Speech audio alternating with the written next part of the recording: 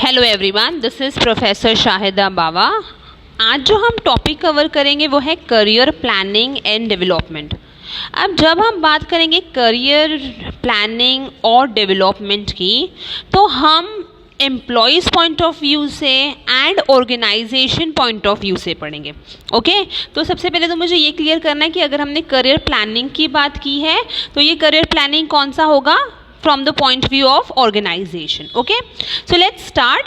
What is career planning? See, career planning जो है वो systematic process है जहाँ पर एक person अपना career goals achieve करता है। ठीक है, अब यहाँ पर अचीव करने के लिए एम्प्लॉयज़ को क्या होना चाहिए? एम्प्लॉयज़ अच्छे तरीके से they need to plan for career path। अब यहाँ पे अगर मैंने ये कहा एम्प्लॉयज़ पॉइंट ऑफ व्यू से, है ना, कि career planning is the systematic process by which a person selects career goals and the means to achieve them. But when I speak about from the point view of organisation, तो career planning implies assisting the employees to plan their career path in terms of their capabilities, है ना। अब यहाँ पर अगर organisation है, अगर organisation अपने एम्प्लॉयज़ को प्लानिंग दे रहा है तो वो उनके कैपेबिलिटीज़ पे देखेगा। ओके, एंड फिर उनको वो डेवलप करने की कोशिश करेगा। और जहाँ पर हमने बात किया है एम्प्लॉयज़ की या पर्सन की, तो वो अपने गोल्स किस तरीके से अचीव कर सकता है? Depending upon their selection of career.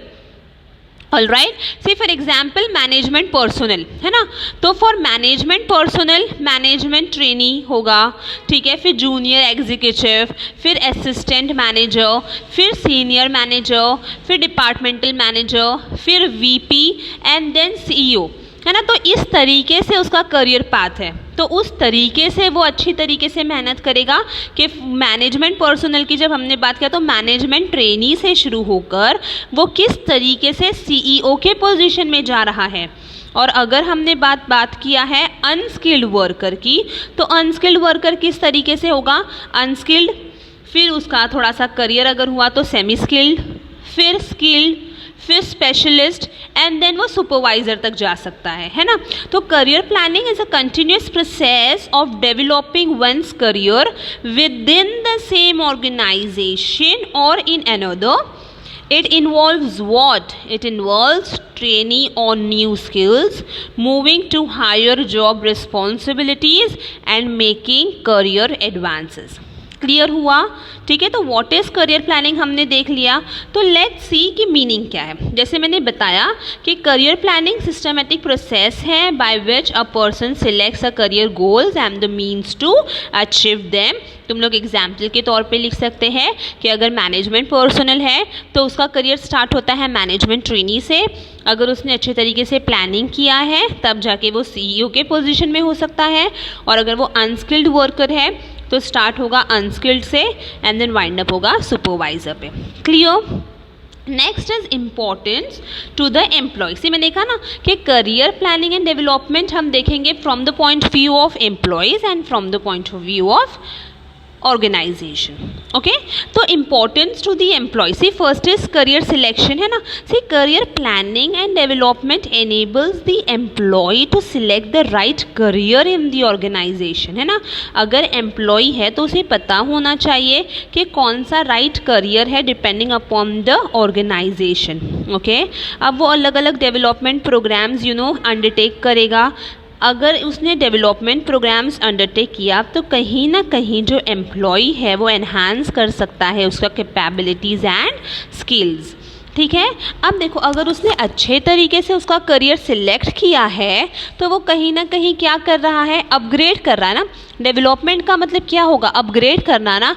कहाँ पे वो मैनेजमेंट ट्रेनी था, मैनेजमेंट ट्रेनी से वो अगर सीईओ के पोजीशन तक जा रहा है तो उसने अपने ऑर्गेनाइजेशन के अंदर रहकर करियर जो है वो अपग्रेड किया है, राइट। तो करियर प्लानिंग एंड डेवलपमेंट में enable the employees to upgrade his or her career within the organisation. Clear? Next is improvement in morale. See morale मतलब क्या है? It is a mental condition. Okay, morale is nothing but I can say mental condition. अभी career planning and development जो होगा, अगर हमने अपने employees को अच्छे तरीके से करियर प्लानिंग दिखाया एंड देन कहीं ना कहीं अगर वो डेवलप हो रहा है तो उसकी मेंटल कंडीशन इम्प्रूव होगी. इम्प्रूव किस तरीके से होगी? उसका कॉन्फिडेंस लेवल बढ़ सकता है, करेज, वो एंथुजियास्टिक रहेगा काम करने के लिए, है ना. तो ये सब कुछ क्या है? Improvement in morale. So career planning and development में help to boost morale of the employee. अगर मेंटल कंडीशन अच्छी है, अगर उसको पता है कि अगर मैंने अच्छे तरीके से वो काम अच्छे से किया है तो कहीं ना कहीं अगर उसका डेवलपमेंट हो रहा है तो उसकी परफॉर्मेंस कैसी होगी? परफॉर्मेंस भी तो इम्प्रूव होगी ना. ठीक है, तो career planning and development helps to place the right employees in the right position which will improve motivational level of the employee. And अगर मोटिवेशन लेवल बढ़ गया तो कमिटमेंट होगा, डेडिकेटेड होगा एम्प्लॉय, है ना, अपना काम के लिए, तो इम्प्रूवमेंट इन परफॉर्मेंस. ओके, अगर परफॉर्मेंस अच्छा कर रहा है, मेंटल कंडीशन अच्छी है, करियर अच्छे से सिलेक्ट किया है, करियर अगर अपग्रेड हो रहा है तो कहीं ना कहीं वो अपने जॉब से क्या होगा? He will be satisfied with the job, है ना. तो इम्प्रूवमेंट इन स्किल्स में lead to higher performance. Okay, and higher performance will lead to rewards and recognition. This will lead to job satisfaction. Okay, next is improves mental health. जैसे मैंने कहा, career planning and development programmes attempt to improve the mental health of the employees. Why it is so? Because the employees with good mental health feel comfortable about themselves, right about other people and are able to meet the demands of life. Right, तो importance of the employees समझ में आया. अगर उसने selection अच्छे तरीके से किया है तो वो अपग्रेड होगा, उसका मेंटल कंडीशन अच्छा होगा तो वो काम अच्छे से कर सकता है. अगर उसने काम अच्छे से किया तो जॉब सेटिस्फैक्शन मिलेगा, जॉब सेटिस्फैक्शन मिला तो कहीं ना कहीं इम्प्रूव होगा उसका मेंटल हेल्थ, और जितने भी डिमांड्स ऑफ लाइफ है वो अपना आराम से मीट कर सकता है. करेक्ट, समझ में आया? Okay, next is importance to the organisation, है ना. From the point of view of organisation, why career planning and development is important? तो first is reduction in employee turnover. See, employees become loyal to the organization, है ना, and they may not leave the organization despite tempting offers from the competing firms. Why? Because they know कि जहाँ उन लोग है वहाँ पे उनका करियर डेवलपमेंट होगा आज नहीं तो कल, तो कोई भी एम्प्लॉय छोड़कर नहीं जाएगा ऑर्गेनाइजेशन, है ना. तो ये फर्स्ट पॉइंट क्या है? Reduction in employee turnover. Next, organisation जो है वो कहीं ना कहीं एम्प्लॉयज़ को क्या करता है? मोटिवेट करता है ना. Why? Because of right careers in the organisation. Due to motivation performance of the organisation also improves, है ना. तो सी, मेरे पास में एम्प्लॉयज़ है जो लॉयल हैं, उन लोग अगर अच्छे से काम करेंगे तो कहीं ना कहीं ऑर्गेनाइजेशन क्या होगा? अच्छे तरीके से ही परफॉर्मेंस होगा ना ऑर्गेनाइजेशन का भी. ठीक है, next is higher efficiency. See, efficiency is what? Efficiency is the ratio of returns to cost. What does this mean? See, higher efficiency take place when the organisation gets higher return. कम से कम खर्चे में अगर मुझे ज़्यादा profit मिल रहा है तो ये क्या होगा? एफिशिएंसी होगा ना. एम्प्लॉयज़ को पता है कि किस तरीके से उन लोगों को काम करना है. अगर उन लोगों ने अच्छी तरीके से अगर ऑर्गेनाइजेशन उनको मोटिवेट कर रहा है बाय प्रोवाइडिंग मॉनिटरी इंसेंटिव्स, तो उन लोग कहीं ना कहीं क्या करेंगे कि भाई ऑर्गेनाइजेशन का नुकसान ना हो, ऑर्गेनाइजेशन के खर्चे जो है वो कम से कम उन लोग करेंगे, है ना. तो इससे क्या होगा? हायर एफिशिएंसी हुआ. अगर कम से कम खर्चा होगा, ठीक है, एम्प्लॉयज़ अच्छे हैं, एम्प्लॉय टर्नओवर नहीं हो रहा है, तो इमेज जो है वो बढ़ता रहेगा, है ना. तो यहाँ पे career planning and development promote करता है the image of the organisation.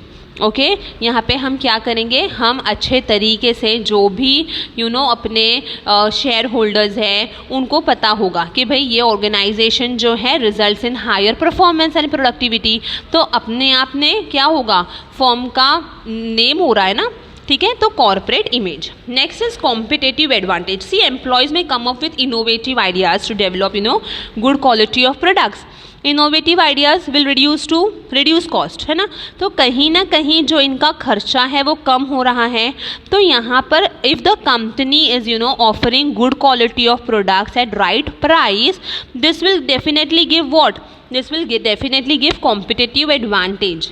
Okay, image अच्छा है, कॉम्पिटिटिव एडवांटेजेस अच्छा है, हम एम्प्लॉयज़ को मोटिवेट कर रहे हैं। एम्प्लॉयज़ ऑर्गेनाइजेशन जब छोड़ के ही नहीं जाएगा तो क्या एम्प्लॉयज़ को कुछ ग्रीवेंसेस होगा, कुछ कंप्लेंट्स होगा? नहीं, है ना। तो यहाँ पे career planning and development helps to reduce the employees grievances. ठीक है, मैनेजमेंट फुल ऑन एफर्ट करेगा कि कंपनी के जितने भी पॉलिसीज़ है उसको अच्छे तरीके से रिवाइज करना और इम्प्रूव करने के लिए, ठीक है, इम्प्रूव अगर वो करेगा ऑर्गेनाइजेशन, ठीक है, तो कहीं ना कहीं जो एम्प्लॉयज़ के कंप्लेंट्स है, ग्रीवेंसेस है, वो कम से कम हो जाएंगे। तो ये क्या है, ये है importance to the organisation. Okay, तो हमने पढ़ा करियर प्लानिंग क्या होता है। ठीक है, करियर प्लानिंग के बाद में हमने देखा कि करियर प्लानिंग किस तरीके से इम्पोर्टेंस है एम्प्लॉयज़ के लिए एंड इम्पोर्टेंस है ऑर्गेनाइजेशन के लिए। क्लियर? आई होप ये जो टॉपिक है वो समझ में आया होगा। If yes, do like, share, subscribe and yes, please do comment. Thank you.